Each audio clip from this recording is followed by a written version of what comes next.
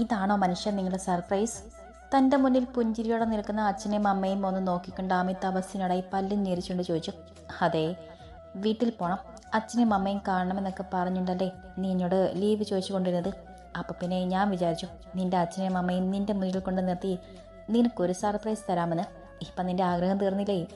അവൻ്റെ ഒരു ചീറ്റട പറയുന്ന കേട്ട് അവൾ അവനെ നോക്കി പല്ല് കടിച്ചു.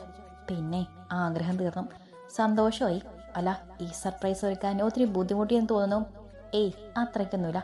അല്ലെങ്കിൽ തന്നെ എൻ്റെ പെണ്ണിൻ്റെ സന്തോഷത്തിന് വേണ്ടി എത്ര ബുദ്ധിമുട്ടാനും ഞാൻ ഒരുക്കല്ലേ.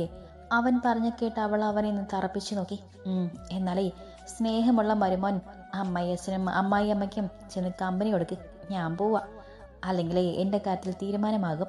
അവൾ പറഞ്ഞു കേട്ട് അവൻ നെറ്റി ചുളിച്ചുകൊണ്ട് അവളെ നോക്കി. എവിടെ പോകുന്നു ആമി? അവൻ ചോദിച്ചു കഴിയും മുന്നേ അവളുടെ അച്ഛൻ്റെ ഗൗരവത്തോടെയുള്ള സ്വരം അവളുടെ കാതിൽ പതിഞ്ഞു. അയ്യോ, അത് കേൾക്കേണ്ട താമസം അവൾ അവിടെ നിന്ന് തിരിഞ്ഞോടി. മ്യാ. അവളുടെ ഓട്ടം കണ്ടതും അവൻ പകച്ചുകൊണ്ട് അവൾ പോയ വഴിയെയും അവളുടെ അച്ഛനെയും അമ്മയും മാറി മാറി നോക്കിക്കൊണ്ടിരുന്നു. അവൾ ഓടുന്ന കണ്ട് പെട്ടെന്ന് തന്നെ അവളുടെ അരികിലേക്ക് വന്ന നന്ദൻ ഇടുപ്പിൽ കൈ വെച്ചുകൊണ്ട് തപസ്സിൽ നിന്ന് അടിമുടി നോക്കി. നിനക്ക് ഇതിലും വലുതൊന്നും വരാനില്ല മോനെ എന്ന് പറയാതെ പറഞ്ഞുകൊണ്ട്. കള്ളക്കിളവൻ, അങ്ങേട്ടൊരു സർപ്രൈസ്.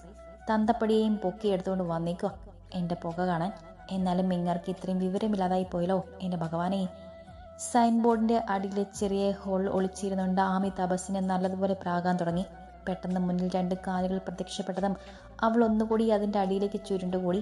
പെട്ടെന്ന് തപസ് കുനിഞ്ഞ് അവളെ നിന്ന് നോക്കി. ഏട്ടൻ്റെ ബിയമോള് എന്തേ ഈ പൊത്തിൽ കയറി ഒളിച്ചിരിക്കുന്നത്? അവൻ്റെ കളിയാക്കിക്കൊണ്ടുള്ള ചോദ്യം കേട്ടതും അവൾക്ക് എവിടെ നിന്നൊക്കെയോ വിറഞ്ഞു കയറി. തൻ്റെ അമ്മയമ്മയെ കെട്ടിക്കാൻ അവൾ അവനെ നോക്കി പല്ല് കടിച്ചു. എൻ്റെ അമ്മയമ്മ എന്ന് പറയുമ്പോൾ നിന്റെ അമ്മയല്ലേ മിയ മോളെ? അവൻ ചുണ്ട് കടിച്ചു പിടിച്ചുകൊണ്ട് പറയുന്ന കേട്ട് അവൾ അവനെ രൂക്ഷമായി നിന്ന് നോക്കി. ദേ, എൻ്റെ മുന്നിൽ നിന്ന് ചൊറിയാതെ പോകാൻ നോക്ക്, അല്ലെങ്കിൽ തന്നെ ആകെ ഭ്രാന്ത് പിടിച്ചിരിക്കുകയാണ് ഞാൻ. അതെന്ത് പറ്റി എൻ്റെ കൊച്ചിന് ഇത്ര പെട്ടെന്ന് ഭ്രാന്ത് പിടിക്കാൻ? അവൻ അവളെ വിടാൻ മനസ്സില്ലാത്തതുപോലെ വീണ്ടും ചൊറിഞ്ഞുകൊണ്ടിരുന്നു. എടോ കാല, താൻ ആരെ കെട്ടിക്കാനാടും അവരെയും പൊക്കിയെടുത്തുകൊണ്ട് ഇങ്ങോട്ട് വന്നത്? അവൾ തല മാത്രം പുറത്തിട്ട് അവൻ്റെ മുഖത്തേക്ക് മുഖം അടുപ്പിച്ചുകൊണ്ട് ചോദിച്ചു. അതെന്ത് ചോദ്യമാ മിയ മോളെ? എൻ്റെ മോൾക്ക് വേണ്ടിയല്ലേ ഞാൻ അവരെ ഇത്ര പെട്ടെന്ന് ഇങ്ങോട്ടേക്ക് കൊണ്ടുവന്നത്? അല്ലെങ്കിൽ എൻ്റെ കൊച്ച് അവരെ കാണുന്നത് വിഷമിച്ചിരിക്കല്ലേ? അവൻ ചുണ്ട് കടിച്ചു പിടിച്ചുകൊണ്ട് പറഞ്ഞു കേട്ട് അവൾ അവൻ്റെ കോൾ പിടിച്ച് മുന്നിലേക്ക് വലിച്ചു. എടോ മണകൊണാഞ്ച, എന്നെ കൊണ്ടുപോയി ഏതോ ഒരു കാട്ടുവാസിയെ കൊണ്ട് കല്യാണം കഴിപ്പിക്കാനാണോ അവർ വന്നിരിക്കുന്നത്? അവൾ പറഞ്ഞു കേട്ട് അവൻ നെറ്റിച്ചൊളിച്ചു. അതിനവളൊന്ന് മോളിക്കൊണ്ട് തലയാട്ടിയ ശേഷം താൻ എറണാകുളത്തേക്ക് വരാനുണ്ടായി കാരണമടക്കം എല്ലാം അവനോട് വിശദമായി തന്നെ പറഞ്ഞു. എല്ലാം കേട്ട് കഴിഞ്ഞതും അവൻ അവളെ ആ ഹോളിൽ നിന്നും പുറത്തേക്ക് വലിച്ചെടുത്തു. ഇനിയിപ്പോൾ എന്ത് ചെയ്യും തപസ്? അച്ഛനും അമ്മയും എന്നെയും കൊണ്ട് ഇവിടുന്ന് പോകും. പോയാൽ പിന്നെ എത്രയും പെട്ടെന്ന് അവർ എൻ്റെ കല്യാണവും നടത്തും. അവൾ ചുണ്ട് ചുളുക്കിക്കൊണ്ട് പറയുന്ന കേട്ട് അവനും ചിരി വന്നു. അതോർത്തിപ്പോൾ എൻ്റെ കൊച്ചു വിഷമിക്കേണ്ട. എന്തായാലും ഇത്രയും നാളുകൾക്ക് ശേഷം അച്ഛനും അമ്മയും അവിടെ ഒരേ ഒരു മോളെ കാണാൻ വന്നതല്ലേ, അതുകൊണ്ട് അവരെ വിഷമിപ്പിക്കാതെ നീ അവിടെ അടുത്തേക്ക് ചെല്ല്. അതിനവൾ ഇല്ലെന്ന രീതിയിൽ തലയാട്ടിയതും അവൻ അവളെ സംശയത്തോടെ നോക്കി. പറയാതെ ഒളിച്ചൊഴിതിന് അച്ഛൻ എന്നെ തല്ലും. കുഞ്ഞു കുട്ടികളെപ്പോലെയുള്ള അവൾ ആ പറച്ചിൽ കേട്ട് അവൻ അവളോട് വല്ലാത്ത വാത്സല്യം തോന്നി. കന്നം തിരിവ് കാണിച്ചതിനല്ലേ, 2 കേട്ടെ, എന്നാലും എൻ്റെ കൊച്ചും മര്യാദ പഠിക്കൂ. അവൻ പറഞ്ഞു കേട്ട് അവൾ അവനെ കൂർപ്പിച്ച് നോക്കി. നിങ്ങൾ എന്തൊരു കാമുകനാണ് ഹേ!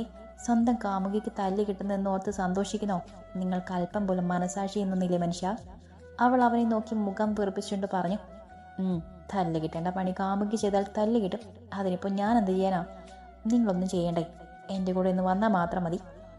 അവൻ അലസമായി പറഞ്ഞതും അവൾ ദേഷ്യത്തോടെ പറഞ്ഞുകൊണ്ട് പുറത്തേക്ക് നടന്നു. അല്ലെങ്കിലും നിങ്ങളെ പറഞ്ഞിട്ട് കാര്യമില്ല, പ്രേമമാണ് തേങ്ങയാണെന്നൊക്കെ പറഞ്ഞതല്ലാതെ ഇതുവരെയൊന്നും പ്രവർത്തിയിൽ ഞാൻ കണ്ടിട്ടില്ല. എൻ്റെ വിധി. നടക്കിനിടയിൽ അവൾ പതിയെ പിറുപിറുക്കുന്ന കേട്ട അവൻ്റെ ചുണ്ടിൽ ഒരു പുഞ്ചിരി വിടർന്നു. എൻ്റെ മനസ്സിലെ പ്രണയം എത്രയുണ്ട് നിനക്ക് ഞാൻ കാണിച്ചു തരാമടി ജാൻസി റാണി. അവളുടെ പിന്നാലെ നടക്കിനിടയിൽ അവനും മനസ്സിൽ പറഞ്ഞു. വിസിറ്റിംഗ് ഏരിയയിലേക്ക് നടന്ന ആമി വാതിൽപ്പടിയിൽ പിടിച്ച് ചുരണ്ടിക്കൊണ്ട് നിൽക്കുന്ന കണ്ട് പിന്നാലെ വന്ന തപസ്സൊന്ന് നെറ്റി ചൊളിച്ചു. നീ ഇതുവരെ അങ്ങോട്ട് ചെന്നില്ലേ? സ്വാമിജിയോട് എന്ത് സംസാരിച്ചുകൊണ്ട് ഇരിക്കുന്ന നന്ദനെ ഒന്ന് എത്തി നോക്കിക്കൊണ്ട് തപസ് ആമയോടായി ചോദിച്ചു. അതിന് മറുപടിയെ അവൾ അവനെ നിരൂക്ഷമായി നോക്കിയതേയുള്ളൂ. ഇവിടെ നിന്ന് ഒളിച്ച് നോക്കിക്കൊണ്ട് നിൽക്കാതെ ഇങ്ങോട്ട് വാ പെണേ. അതും പറഞ്ഞിട്ട് അവൻ അവളുടെ കയ്യിൽ പിടിച്ചകത്തേക്ക് നടക്കാൻ തുടങ്ങിയതും അവൾ പിന്നോട്ട് വലിഞ്ഞു. അത് പിന്നെ എനിക്ക് പേടിയാ തപസ്. ആളുകൾ ഇരിക്കുന്നുണ്ടെന്ന് പോലും നോക്കാതെ അച്ഛൻ എല്ലാവരുടെയും മുന്നിലിട്ട് എന്നെ തല്ലും. വിഷമത്തോടെ അവൾ പറയുന്ന കേട്ട് അവന് ചിരി വന്നു പോയി. അതോർത്ത് എൻ്റെ കൊച്ചു വിഷമിക്കണ്ട. എന്തായാലും എൻ്റെ മുന്നിൽ വെച്ച് നിൻ്റെ അച്ഛൻ നിന്നെ ഒന്നും ചെയ്യില്ല പോരെ. അവൻ പറഞ്ഞു കേട്ട് അവൾ വെറുതെ എന്ന് മൂളിയതേയുള്ളൂ. അപ്പോഴേക്കും അവൻ അവളുടെ കയ്യിൽ പിടിച്ച് അവിടെ അരികിലേക്ക് കൊണ്ടുപോയിരുന്നു. ആമയെ കണ്ടത് നന്ദൻ അവളെ കടുപ്പിച്ചെന്ന് നോക്കി. സോറി അച്ഛ, ഇനി അവിടെ നിന്നാ അച്ഛൻ എൻ്റെ കല്യാണം നടത്തി കളയുമെന്ന് പേടിച്ചിട്ടാണ് ഞാൻ നാട് വിട്ടത്. അതിന് നാട് വിടുകയാണ് ആമി ചെയ്യേണ്ടത്. നാട്ടുകാരെയും വീട്ടുകാരെയും മുന്നിൽ അച്ഛൻ തല കൊണിച്ച് നിൽക്കേണ്ടി വന്നില്ലേ? അവൾ പറഞ്ഞു കേട്ട് ശ്രീദേവി അവളുടെ അരികിലേക്ക് വന്നുകൊണ്ട് ദേഷ്യത്തോടെ ചോദിച്ചു. കല്യാണത്തിന് എനിക്ക് ഇഷ്ടമല്ലെന്ന് അച്ഛനോടും അമ്മയോടും 100 തവണ ഞാൻ പറഞ്ഞതല്ലേ? എന്നിട്ടും അത് കേൾക്കാതെ എന്നെ പിടിച്ച് കെട്ടിക്കാൻ നോക്കിയത് നിങ്ങളല്ലേ? അപ്പോൾ കുറച്ച് നാണം കെട്ടെന്ന് പറഞ്ഞ് കുഴപ്പമൊന്നുമില്ല. അവർ പറഞ്ഞു കേട്ട് അവൾ അവരെ നോക്കാതെ അലസമായി പറഞ്ഞു. അഹങ്കാരം കാണിച്ചിട്ട് നിന്ന് പ്രസംഗിക്കണം നിന്നുണ്ടല്ലോ. അതും പറഞ്ഞിട്ട് അവളെ തല്ലാനായി അവർ കൈ ഓങ്ങിയതും തപസ് അവിടെ ഇടയിലേക്ക് കയറി നിന്നു. വിട്ടേക്ക് ആൻറ്റി, അവൾക്ക് ഒരബദ്ധം പറ്റിയതല്ലേ. ഇതിനുള്ള പണി നമുക്ക് വീട്ടിൽ ചെന്നിട്ട് കൊടുക്കാം. അവിടെ നാളത്തേക്കുള്ളതെല്ലാം റെഡിയല്ലേ? അവരുടെ അരികിലേക്ക് നീങ്ങി നിന്നുകൊണ്ട് അവർ രഹസ്യം പോലെ പറഞ്ഞതും അവർ അതെന്ന രീതിയിൽ തലയാട്ടി. അപ്പോൾ എല്ലാം പറഞ്ഞ പോലെ ആൻറ്റി, നിങ്ങൾ പുറത്തേക്ക് ഇറങ്ങിക്കോ. എല്ലാവരോടും യാത്ര പറഞ്ഞിട്ട് ഞാൻ ഇവളെയും കൊണ്ട് പുറത്തേക്ക് വരാം. ശരി മോനെ. അവർ ഒരു പുഞ്ചിരിയോടെ അവനെ നോക്കി തലയാട്ടിയ ശേഷം പിന്നിൽ നിൽക്കുന്ന ആമിയൊന്ന് കടുപ്പിച്ച് നോക്കിക്കൊണ്ട് നന്ദൻ്റെ കൈയും പിടിച്ച് സ്വാമിജിയോട് യാത്രയും പറഞ്ഞ് പുറത്തേക്ക് നടന്നു. പോട്ടെ ശ്യാമേട്ടാ, ഇനി എന്തെങ്കിലും കാണാം. അങ്ങനെ എന്തെങ്കിലുമല്ല, ഉടനെ തന്നെ നമുക്ക് കാണാം. തന്നെ നോക്കി നിരാശയോടെ പറയുന്നവളായി ശ്യാം ഒരു കള്ളച്ചിരിയോടെ പറഞ്ഞു. അതെന്താ ശ്യാമേട്ടാ അങ്ങനെ പറഞ്ഞത്? അവൻ പറഞ്ഞു കേട്ട് അവൾ നീട്ടിച്ച് ഒളിച്ചുകൊണ്ട് ചോദിച്ചു. ഏയ് ഒന്നുമില്ലടൂ, മോൾ എറണാകുളത്തല്ലേ ജോലി ചെയ്യുന്നത്. അതുപോലെ അധികം വൈകാതെ തന്നെ ഞങ്ങളും അങ്ങോട്ടേക്ക് എത്തും. അപ്പോൾ പിന്നെ നേരിട്ട് കാണാലോ എന്ന് ഞാൻ ഉദ്ദേശിച്ചത്. അവൻ അവളുടെ പിന്നിലായി നിൽക്കുന്ന തപസ്സിനെ ഒന്ന് നോക്കിക്കൊണ്ട് പറഞ്ഞു. അതിനവളൊന്ന് അമർത്തി മൂളിയതേയുള്ളൂ. അല്ലാമി, നീ ത്രിലോകനോട് യാത്ര പറയുന്നില്ലേ? ശ്യാമിൻ്റെ അരികിലായി നിന്ന മിഥുൻ ചോദിച്ചതും അവളുടെ മുഖം വീർത്തു. ഓ, എന്തിന്? അതിന് അങ്ങേർക്കെന്നെ ഓർമ്മയില്ലല്ലോ. ഇത്രയും കഷ്ടപ്പെട്ട് 2ാം ജന്മം ഉണ്ടാക്കി കൊടുത്ത എന്നെ മാത്രം അങ്ങേരും മറന്നുപോയില്ലേ? ഇനി യാത്ര പറയാനായി ഞാൻ അങ്ങോട്ട് കയറി ചെന്നാൽ ആരെ എന്താ എന്തിനാ എന്നൊക്കെ ചോദിച്ചെന്നെ ക്വസ്റ്റ്യൻ ചെയ്യും. അതിലും നല്ലത് പറയാതെ പോകുന്നതാ. ദേഷ്യത്തോടെയാണ് പറയുന്നതെങ്കിലും അവളുടെ വാക്കുകൾ ഇടർന്നത് തപസ്സും ശ്യാമും മിഥുനും പെട്ടെന്ന് തന്നെ മനസ്സിലാക്കി. എൻ്റെ ഭാഗത്തു നിന്നും അങ്ങനെ ഒരു ക്വസ്റ്റ്യൻ ചെയ്യലുണ്ടാകില്ലാമി. പെട്ടെന്ന് വാതിൽക്കിൽ നിന്നും ത്രിലോകന്റെ ശബ്ദം കേട്ടതും അവർ ഞെട്ടലോടെ തിരിഞ്ഞു നോക്കി. ഇടർച്ചയുടെ ഓരോ കാലുകളായി മുന്നോട്ടെടുത്ത് വെച്ചുകൊണ്ട് പതിയെ നടന്നു വരുന്ന ത്രിലോകനെ കണ്ട് അവർ അത്ഭുതപ്പെട്ടു. അവൻ്റെ ഒരു സൈഡിൽ നിന്നുകൊണ്ട് മിഥു അവനെ ചേർത്ത് പിടിച്ചിട്ടുണ്ടായിരുന്നു. ത്രിലോക് ഡാ. ശ്യാമം ഇതിന് സന്തോഷത്തോടെ അവൻ്റെ അരികിലേക്ക് ചെന്നു. എന്നാൽ അവൻ്റെ കണ്ണുകൾ ആമിയിൽ തന്നെ തറഞ്ഞു നിൽക്കുകയായിരുന്നു. അവൻ പതിയെ നടന്ന ആമിയുടെ അരികിലേക്ക് വന്ന് അവളുടെ ഇരു കൈകളും കൂട്ടിപ്പിടിച്ചു. ഇപ്പോഴും ഒന്നും ഓർമ്മയില്ല, എങ്കിലും ഇത് എൻ്റെ 2ാം ജന്മമാണെന്നറിയാം. ആ 2ാം ജന്മം എനിക്ക് തന്നത് ഇയാളാണെന്നും ഇത് പറഞ്ഞു. ഒത്തിരി നന്ദിയുണ്ട്. എന്നെ തീരുമായിരുന്ന ഈ ജന്മം ചെറിയൊരു ബന്ധം കൊണ്ട് താൻ തിരികെത്തതിന് എത്ര നന്ദി പറഞ്ഞാലും മതിയാകില്ല. അവൻ നിറകണ്ണുകളോടെ പറഞ്ഞുകൊണ്ട് അവളുടെ ഇരു കൈകളിലും നെറ്റിമുട്ടിച്ചു നിന്നു. അവൻ്റെ കണ്ണീർ കണ്ടതും അവൾക്കും വല്ലാതെയായി. അയ്യേ, എന്താ ത്രിലോകേട്ടാ ഇത്? ആൺകുട്ടികൾക്ക് അറിയാൻ പാടില്ലെന്നാ എൻ്റെ മുത്തശ്ശി പറയാറ്. അവൾ അവൻ്റെ കണ്ണുനീർ തുടച്ചു കൊടുത്തു. പിന്നെ ഏട്ടൻ തിരിച്ചറിയാത്തതിൽ വിഷമമില്ലായിരുന്നു എന്ന് ഞാൻ പറയുന്നില്ല, ഉണ്ടായിരുന്നു. പക്ഷെ ഇപ്പോൾ അത് മാറി കേട്ടോ. വയ്യാതെ ഇരുന്നിട്ടും എൻ്റെ അടുത്തേക്ക് വന്നില്ലേ, അത് മതി. അവളും നിറഞ്ഞു വന്ന് കണ്ണുകൾ അമർത്തി തുടച്ചുകൊണ്ടൊരു പുഞ്ചിരിയോടെ പറഞ്ഞു. ആ കാഴ്ച കണ്ടു നിന്നവരുടെ എല്ലാവരുടെയും മുഖത്തൊരു പുഞ്ചിരി വിടർന്നിരുന്നു. എന്ന് ഞങ്ങൾ ഇറങ്ങട്ടെ, വീട്ടിൽ ചെന്നിട്ട് വേണം എനിക്ക് വെച്ചിരിക്കുന്ന പണികൾ ഏറ്റുവാങ്ങാൻ. എന്നാലും എൻ്റെ ആമിക്കുട്ടി, നീ കല്യാണം കഴിക്കാതിരിക്കാൻ വേണ്ടി ഓടിച്ചോടി വന്നതാണെന്ന് ഞങ്ങൾ അറിഞ്ഞില്ലല്ലോ ഓടി പെണ്ണേ. എന്തായാലും ചെല്ല്. എന്ത് പണിയാണെങ്കിലും പൊന്നുമ്പോൾ അത് 2 കൈയും നീട്ടി അങ്ങ് സ്വീകരിച്ചാൽ മതി, അല്ലേ തപസ്? ശ്യാം തപസ്സിനോട് പറഞ്ഞതും അവനൊന്ന് പുഞ്ചിരിച്ചു. ആമി ദയനീയമായി തപസ്സിനെ ഒന്ന് നോക്കിയതേയുള്ളൂ. അല്പസമയം കൂടി അവിടെ വന്ന ശേഷം എല്ലാവരോടും യാത്ര പറഞ്ഞുകൊണ്ട് ആമി കാറിലേക്ക് കയറി. തപസ് വരുന്നില്ലേ? താൻ കയറിയിട്ടും കൂടെ വരാതെ പിന്നിലേക്ക് മാറി നിൽക്കുന്ന തപസ്സിനെ നോക്കിക്കൊണ്ട് അവൾ സംശയത്തോടെ ചോദിച്ചു. നീ ചെല്ല്, ഞാൻ നാളെ എത്തിക്കൊള്ളാം. അവൻ പറഞ്ഞു കേട്ട് അവൾ നീട്ടി ചൊളിച്ചു. വരാടി പെണെ, വീട്ടിൽ ചെന്ന് അച്ഛനെയും അമ്മയും ഒക്കെ കൂട്ടിയിട്ട് നാളെ തന്നെ ഞാൻ എത്തിക്കൊള്ളാം. അവൻ പറഞ്ഞു കേട്ട് മനസ്സോടെ അവനോട് യാത്ര പറഞ്ഞിട്ട് അവൾ ഡോർ അടച്ചു. നിമിഷങ്ങൾക്കകം ആ കാർ ഗേറ്റ് കടന്ന് പുറത്തേക്ക് പോകുമ്പോൾ എന്തിനെന്നറിയാതെ ആമയുടെ ഹൃദയം ശക്തമായി മിടിച്ചുകൊണ്ടിരുന്നു. പ്രിയപ്പെട്ടതെന്തോ ഒന്ന് തനിക്ക് നഷ്ടപ്പെടാൻ പോകുന്നുവെന്ന് അവളുടെ മനസ്സ് പറഞ്ഞുകൊണ്ടിരുന്നു. ഗ്രീൻ റൂമിലെ വലിയ നീലക്കണ്ണടിക്ക് മുന്നിൽ സർവാഭരണ വിഭൂഷിതയെ അണിഞ്ഞൊരുങ്ങിയിരിക്കുമ്പോൾ ആമയുടെ ഉള്ളം പുകഞ്ഞുകൊണ്ടിരുന്നു. അച്ഛൻ്റെയും അമ്മയുടെയും ഒപ്പം കാറിലേക്ക് കയറി വീട്ടിലേക്ക് തിരിച്ചത് മാത്രമേ ഓർമ്മയുള്ളൂ. പിന്നെ കണ്ണുകൾ തുറന്നപ്പോൾ വീട്ടിലെ ബെഡിലായിരുന്നു. അതും അമ്മ വിളിച്ചിട്ടാണ് എഴുന്നേറ്റത് തന്നെ. കണ്ണുകൾ തുറന്ന് എഴുന്നേറ്റപ്പോൾ പുറത്തെ ബഹളം കേട്ടത് എന്താണെന്ന് ചോദിച്ചപ്പോൾ അമ്മ പറഞ്ഞ മറുപടി കേട്ടാണ് ആകെ തകർന്നു പോയത്. ഇന്നെൻ്റെ കല്യാണമാണത്രേ. എല്ലാം ഉറപ്പിച്ചു വെച്ചിട്ടായിരുന്നു അവർ എന്നെ വിളിക്കാൻ വന്നത്. ചെക്കൻ അന്ന് വന്ന ആ കാലം തന്നെയാണത്രേ. തേണ്ടി അവൻ എൻ്റെ കയ്യിൽ കേട്ടടെ വെച്ചേക്കില്ല ഞാൻ. എന്നാലും ഇവർ എന്നോട് ഇങ്ങനൊരു ചതി ചെയ്യുമെന്ന് ഞാൻ സ്വപ്നത്തിൽ പോലും വിചാരിച്ചില്ല. പാവന്റെ തപസ് അച്ഛനെയും അമ്മയും കൂട്ടി ഇന്ന് എന്നെ കാണാൻ വരാമെന്നൊക്കെ പറഞ്ഞതാ. മഹാദേവ, കെട്ടിന് മുൻപ് അവർ എത്തിയില്ലെങ്കിൽ. അവൾ അവിടെ ഇരുന്ന കൈകൾ കൊപ്പി സർവ്വദൈവങ്ങളെ വിളിച്ചുപോയി. ആ കല്യാണപ്പെണ്ണ് കാര്യമായ പ്രാർത്ഥനയിലാണല്ലോ. പെട്ടെന്നൊരു അപശബ്ദം കേട്ടതും അവൾ തിരിഞ്ഞു നോക്കി. മുന്നിൽ 32 പല്ലും കാട്ടി ഇടിച്ചുകൊണ്ട് നിൽക്കുന്ന അഞ്ജലിയെ കണ്ടവൾ പല്ലും ഞെരിച്ചു. എന്തായിരുന്നു പ്രാർത്ഥന? ഹണിമൂൺ തായ്ലൻഡിലാവണമെന്നായിരുന്നു. ഇരിപ്പുരുക്കവും പൊക്കി താഴ്ത്തിയും കാണിച്ചുകൊണ്ട് ഒരു വല്ലാത്ത ചീച്ചിയുടെ അഞ്ചു അവളെ നോക്കി ചോദിച്ചു. അല്ലടി, ആക്കണമെന്നായിരുന്നു. അതിന് മറുപടി അവൾ പല്ല് കടിച്ചുകൊണ്ട് പറയുന്നത് കേട്ട് അഞ്ജലി ഒന്നുകൂടി ഇടിച്ചു കാണിച്ചു. എൻ്റെ പൊന്നഞ്ചു, ഈ കല്യാണം മുടക്കാൻ എന്തെങ്കിലും ഒരു വഴി പറഞ്ഞ് താടി. നിസ്സഹതയുടെ അവൾ ചോദിക്കുന്നത് കേട്ട് അഞ്ചു അവളുടെ അരികിലേക്ക് ഇരുന്നു. എങ്ങനെ മുടക്കാനാ വേണേ? കുറച്ച് സാവകാശമെങ്കിലും കിട്ടിയിരുന്നെങ്കിൽ നമുക്ക് എന്തെങ്കിലും ചെയ്യാമായിരുന്നു. ഇതിപ്പം മുഹൂർത്തത്തിന് അരമണിക്കൂർ പോലും തികച്ചില്ല. അവൾ ഇരു കൈകളും മലർത്തി കാണിച്ചുകൊണ്ട് പറഞ്ഞതും അവൾ നിസ്സഹതയുടെ ചേറിലേക്ക് ചാരിയിരുന്നു. അയ്യോ ചാരലേ ചാരലേ! പെട്ടെന്ന് അഞ്ച് ശബ്ദം ഉയർത്തിയതും ആമി ഞെട്ടലോടെ അവളെ നോക്കി. എന്താടി? അല്ല, ചാരിയിരുന്നാൽ ഫ്ലവർ കേടാകും. അഞ്ചു പറഞ്ഞു കേട്ട് ആമി അവളെ നിന്ന് കൂർപ്പിച്ചു നോക്കി. അല്ല, എന്തായാലും കല്യാണം നടക്കും. അപ്പം പിന്നെ വൃത്തിക്ക് നടക്കുന്നതല്ലേ നല്ലത്.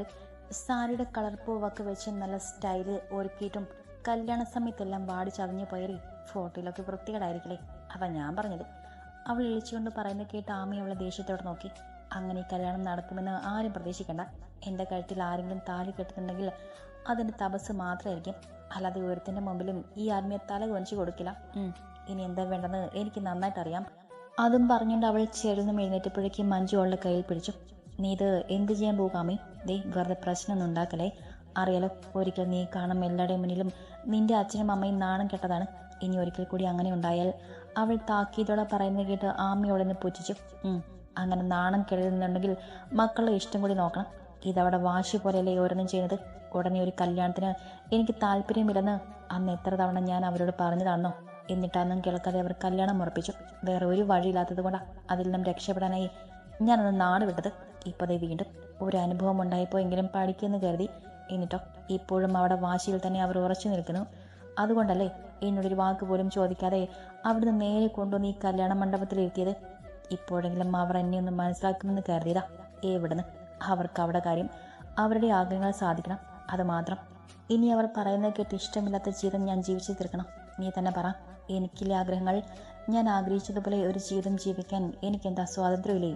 വികാര വിക്ഷോഭത്താൽ അവളുടെ ഉടലാകെ വിറയ്ക്കുന്നുണ്ടായിരുന്നു.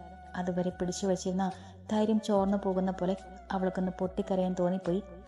നീ ടെൻഷനാവാതെ ആമി, എല്ലാം വിധിയാണെന്ന് കരുതിയാൽ മതി. അല്ലാതെ ഇപ്പോൾ എന്ത് ചെയ്യാനാ? വിധി മാങ്ങാത്തൊലി. നീ ആ ഫോൺ ഇങ്ങോട്ട് തന്നെ, ഞാൻ തപസ്സിനെന്ന് വിളിക്കട്ടെ. ഇന്നലെ വന്നപ്പോഴേ എൻ്റെ ഫോൺ എടുത്ത് അവർ മാറ്റിയെന്ന് തോന്നുന്നു. രാവിലെ നോക്കിയിട്ട് കണ്ടില്ല. അഞ്ജുവിൻ്റെ ഫോണിൽ തപസ്സിൽ നമ്പർ ഡയൽ ചെയ്തുകൊണ്ട് അവൾ പറഞ്ഞു. ഹലോ. മറുവശത്തും ആരോ കോളിലെടുത്തതും ആമയുടെ കണ്ണുകൾ കുറുകി. തപസ്സിൻ്റെ ശബ്ദമല്ല, പിന്നെ ഇതാരാ? ഹലോ, ആരാ സംസാരിക്കുന്നത്? മറുവശത്തും വീണ്ടും ചോദ്യം മുതിർന്നതും അവൾ നിന്ന് ദീർഘശ്വാസം എടുത്തു വിട്ടു. തപസ്സിലെ, ഇതാരാ സംസാരിക്കുന്നത്? ഇത് തപസ്സിൻ്റെ നമ്പറല്ലേ? നിർത്താതെയുള്ള അവളുടെ സംസാരം കേട്ടപ്പോൾ തന്നെ മറുവശത്ത് നിന്നവൻ ആളാരാണെന്ന് മനസ്സിലായി. തപസ് പുറത്തു പോയിരിക്കുകയാണല്ലോ. ഫോൺ എടുത്തില്ല, വരുമ്പോൾ വിളിക്കാൻ പറയാം. ആരാണെന്ന് പറയണം. എന്നെ ഇവിടെ നടുക്കടലിൽ കൊണ്ടിട്ടിട്ട് അങ്ങേരെ അവിടെ കറങ്ങാൻ പോയിരിക്കുക തീണ്ടി. അയ്യോ ബുദ്ധിമുട്ടിക്കേണ്ട. വരുമ്പോൾ ആത്മീയ വിളിച്ചിരുന്നതെന്നും ഇന്ന് അവളുടെ കല്യാണമാണെന്നും പെട്ടെന്നായതുകൊണ്ട് നേരത്തെ വിളിച്ചറിയിക്കാൻ പറ്റിയെന്നും വൈകുന്നേരം റിസപ്ഷൻ ഉണ്ട്, അതുകൊണ്ട് സൗകര്യപ്പെടുകയാണെങ്കിൽ അങ്ങോട്ടേക്ക് ഒന്ന് വന്നാൽ മതിയെന്ന് പറഞ്ഞാൽ മതി. അതും പറഞ്ഞിട്ട് അവൾ ഫോൺ കട്ട് ചെയ്തു. എന്തുകൊണ്ടും അവളുടെ കണ്ണിൽ നിന്നും കണ്ണുനീർ ഒഴുകിയിറങ്ങി. എല്ലാവരും കൂടെ തന്നെ തോൽപ്പിക്കുകയെന്ന ഒരു ചിന്ത അവളിൽ ഉടലെടുത്തു. തപസ്സിനെ തന്നെ സ്നേഹിച്ചിരുന്നില്ലേ? ഇതുവരെ അവൻ തന്നോട് കാണിച്ചതൊക്കെ സ്നേഹമായിരുന്നില്ലേ? അല്ലെങ്കിൽ പിന്നെ അവിടെ നിന്ന് പുറപ്പെടുന്നതിന് ശേഷം ഈ നേരമായിട്ടും അവൻ തന്നെ അന്വേഷിച്ചില്ലല്ലോ. അവൾക്കാകെ ഭ്രാന്ത് പിടിക്കുന്നത് പോലെ തോന്നി. എല്ലാവരോടും അവൾക്ക് വല്ലാത്ത ദേഷ്യം തോന്നി. എങ്ങനെ ഈ കുരുക്കിൽ നിന്നും രക്ഷപ്പെടുമെന്നറിയാതെ അവൾ ചെയറിലേക്കിരുന്നു. ഇതേ സമയം തൻ്റെ മുന്നിൽ ഒരു പുഞ്ചിരിയോടെ നിൽക്കുന്നവനെ ആദ്യം നോക്കി. ഇത് കുറച്ച് കടന്നുപോയി തപസ്. നീയാണ് കല്യാണ ചേക്കനെന്നറിയാതെ ആ കൊച്ച അവിടെ പേടിച്ച് ഭയന്നിരിക്കുകയാണ്. വെള്ളിക്കസുവിൻ്റെ മുണ്ട് ക്രീം കളർ കുർത്തിയും ധരിച്ച മണവാളിൻ്റെ വേഷത്തിൽ സ്വീകരണത്തിനായി ഒരുങ്ങി നിൽക്കുന്നവനെ കൂർപ്പിച്ച് നോക്കിക്കൊണ്ട് ആദ്യം പറഞ്ഞതും തപസ് ഒന്ന് ചിരിച്ചു. ഇത് അവൾക്കുള്ള ഒരു ചെറിയ ശിക്ഷയല്ലേ ആദി? എന്നോട് ചെയ്തതിന് ഞാൻ അവൾക്ക് ഇത്രയെങ്കിലും തിരിച്ചു കൊടുക്കണ്ടേ? ഓ പ്രതികാരം. ആദ്യം അവനെ നോക്കി പുച്ഛിച്ചുകൊണ്ട് പറഞ്ഞു. അതെ, പ്രതികാരം തന്നെ. ഒരിക്കൽ ഇതുപോലെ വിളിച്ചു വരുത്തിയവിടെ മുന്നിൽ അവളെന്നെ നാണം കെടുത്തി നിർത്തിയില്ലേ? അതിനുള്ള ഒരു കുഞ്ഞു ശിക്ഷയാണ് ഇതെന്ന് കൂട്ടിയാൽ മതി. കയ്യിലെ ലെതർ വാച്ചിന് സ്ട്രിപ്പ് മുറുക്കി കെട്ടിക്കൊണ്ട് അവൻ പറഞ്ഞു കേട്ടതും ആദ്യം അവനെ നോക്കി നെച്ചുകൊണ്ട് കൂട്ടി. അതിനവളെന്ത് ചെയ്തു? അന്നേ കല്യാണത്തിന് താല്പര്യമില്ലെന്ന് ആ കൊച്ചു നിങ്ങളെല്ലാവരോടും പറഞ്ഞതല്ലേ? അതും കേൾക്കാതെ പ്രതികാരം എന്ന പേരും പറഞ്ഞ് നിശ്ചയത്തിനായി പുറപ്പെട്ടത് നീയും നിന്റെ വീട്ടുകാരും കൂടെ അല്ലേ? അപ്പൊ കല്യാണത്തിൽ നിന്ന് ഒഴിവാക്കാനായി അവളെ മാർഗം സ്വീകരിച്ചു. അതിനിപ്പോ അവളെ കുറ്റം പറഞ്ഞിട്ട് എന്തിനാ? അതിന് എല്ലാം ഉത്തരവാദി നീ നിന്റെ വീട്ടുകാരും അവളുടെ വീട്ടുകാരും മാത്രമാണ്. ആദ്യം പറഞ്ഞു കേട്ട് തപസ് അതിന് മറുപടി ഒന്നും പറഞ്ഞില്ല. അല്ലെങ്കിലും അവൻ പറഞ്ഞത് ശരിയാണെന്ന് അവൾക്ക് താല്പര്യമില്ലെന്ന് അവൾ ആദ്യം തന്നെ പറഞ്ഞതാണ്. എന്നിട്ടും അത് മുഖവിലക്ക് എടുക്കാതെ എല്ലാത്തിനും ഇറങ്ങി തിരിച്ചത് താനും തൻ്റെ വീട്ടുകാരും അവളുടെ വീട്ടുകാരും മാത്രമാണ്. അവനൊരു നെടുവേർപ്പോടെ ഓർത്തു. ഇനിയൊന്നും പറഞ്ഞിട്ട് കാര്യമില്ല, എല്ലാം വരുന്നിടത്ത് വെച്ച് കാണാം. അങ്ങനെ ഇരുന്നു. നീ മണ്ഡപത്തിൽ വെച്ച് നിന്നെ കെട്ടാൻ അതിനിഷ്ടമില്ലെന്നെങ്ങാനും വിളിച്ചു പറയുമെന്ന് എൻ്റെ പേടി. ഓ, കരുനാക്കെടുത്ത് വളയ്ക്കാതറ പോലെ എങ്ങനെയെങ്കിലും താലി കെട്ടുന്ന കഴിഞ്ഞ് കിട്ടിയാൽ രക്ഷപ്പെട്ടു. പിന്നെ അവളെ എങ്ങനെ വരച്ച വരയിൽ നിർത്തണമെന്ന് എനിക്കറിയാം. അവൻ പറഞ്ഞു കേട്ട് ആദ്യം അവനെ നോക്കിയെന്ന് പുച്ഛിച്ച് ചിരിച്ചു. ഇതിനൊക്കെയുള്ളതെല്ലാം ചേർത്ത് അവൾ നിനക്ക് നല്ല ഏമണ്ടൻ പണിയായിരിക്കും തരാൻ പോകുന്നത്. ഓഫീസിൽ വെച്ച് പ്രതികാരം ചെയ്യാനെന്നും പറഞ്ഞു ചെന്നിട്ട് കിട്ടിയതൊക്കെ പൊന്നുമോൻ ഓർമ്മയുണ്ടല്ലോ. ഇനിയിപ്പോൾ അന്ന് കല്യാണം നിശ്ചയിച്ചിന് വെച്ചിരുന്ന ചെക്കനും ഇന്ന് അവളെ കെട്ടാനെന്ന ചെക്കനും എല്ലാം നീ തന്നെയാണെന്ന് അറിയുമ്പോൾ അവളുടെ അവസ്ഥ ഓർക്കുമ്പോൾ മിക്കവാറും അവളെന്ന് നിന്നെ വെട്ടിക്കറി അടുപ്പിൽ വയ്ക്കും. അവൻ പരിഹാസത്തോടെ പറയുന്ന കേട്ട് തപസ് അവനെ നോക്കിയെന്ന് ചിരിച്ചു. അവൾ എനിക്കിട്ട് പണിയാൻ വരുന്നതിന് മുന്നേ അവൾക്കുള്ള നല്ല ഏമണ്ടൻ പണി ഞാൻ തിരിച്ചു കൊടുത്തിരിക്കും. ഈ തപസ് ആരാണെന്ന് എൻ്റെ മിയമോൾ കാണാനിരിക്കുന്നതേ ഉള്ളൂ. കണ്ടാ മതി. അവനൊരു ചെറുചീരിയോടെ പറയുന്ന കേട്ട് ആദ്യം തലയാട്ടിക്കൊണ്ട് പറഞ്ഞു. അപ്പോഴേക്കും സ്വീകരിക്കാനുള്ള ആളുകൾ എത്തിയിരുന്നു. നന്ദന്റെ അനുജന്റെ മകനാണ് ആമയുടെ സഹോദര സ്ഥാനത്തും തപസ്സിനെ സ്വീകരിച്ചത്. സ്വീകരണം കഴിഞ്ഞതും അവർ ഓഡിറ്റോറിയത്തിനകത്തേക്ക് കയറി.